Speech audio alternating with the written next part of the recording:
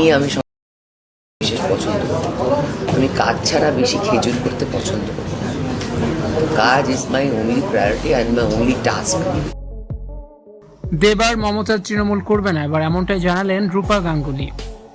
সামাজিক যোগাযোগ মাধ্যমে রূপা গাঙ্গুলির সাথে দেবের নতুন একটি ভিডিও ভাইরাল হয়েছে, যা নিয়ে নতুন করে গুঞ্জন ছড়িয়ে পড়েছে।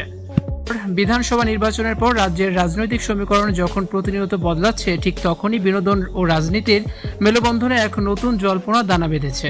সম্প্রতি সমাজ মাধ্যমে ভাইরাল হয়েছে একটি নতুন ভিডিও, যেখানে তৃণমূলের তারকা সাংসদ এবং বর্ষিয়ান অভিনেত্রী তথা বিজেপি নেত্রী রূপা গাঙ্গুলিকে একসাথে বেশ খোশ মেজাজে নাচ ও গানে মেতে উঠতে দেখা গেছে। দুই ভিন্ন রাজনৈতিক মেরুর এই দুই ব্যক্তিত্বের আকস্মিক এই ঘনিষ্ঠতা ঘিরে রাজনৈতিক মহলে শুরু হয়েছে তীব্র কানাঘুষা।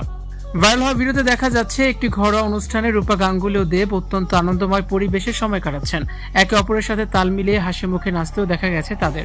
আপাত দৃষ্টিতে এটিকে বিনোদন জগতের দুই সহকর্মীর সৌজন্যমূলক সাক্ষাৎ মনে হলেও বর্তমান রাজনৈতিক পরিস্থিতিতে এর পেছনে গভীর কোনো সমীকরণ রয়েছে, তা নিয়েই প্রশ্ন উঠছে সমাজ মাধ্যমে। সম্প্রতি তৃণমূল নেত্রী মমতা বন্দ্যোপাধ্যায় তার দলের সুপ্রিমো হিসেবে নিজ বাসভবনে একটি গুরুত্বপূর্ণ সাংগঠনিক বৈঠক ডাকেন। সেখানে দলের শীর্ষ নেতৃত্ব এবং সাংসদদের উপস্থিত থাকার কথা থাকলেও দেব সেই বৈঠকে অনুপস্থিত ছিলেন। মমতার ডাক এড়িয়ে যাওয়ার পরপরই বিজেপি নেত্রী রূপা গাঙ্গুলির সাথে দেবের এমন মাখো মাখো সম্পর্কের ভিডিও সামনে আসায় স্বাভাবিকভাবে ঘাসফুল শিবিরের অন্দরে অস্বস্তি ও দুশ্চিন্তা বাড়ছে বলে মনে করছেন রাজনৈতিক বিশ্লেষকরা। খোদ মমতা বন্দ্যোপাধ্যায় ক্ষোভ জানিয়েছেন।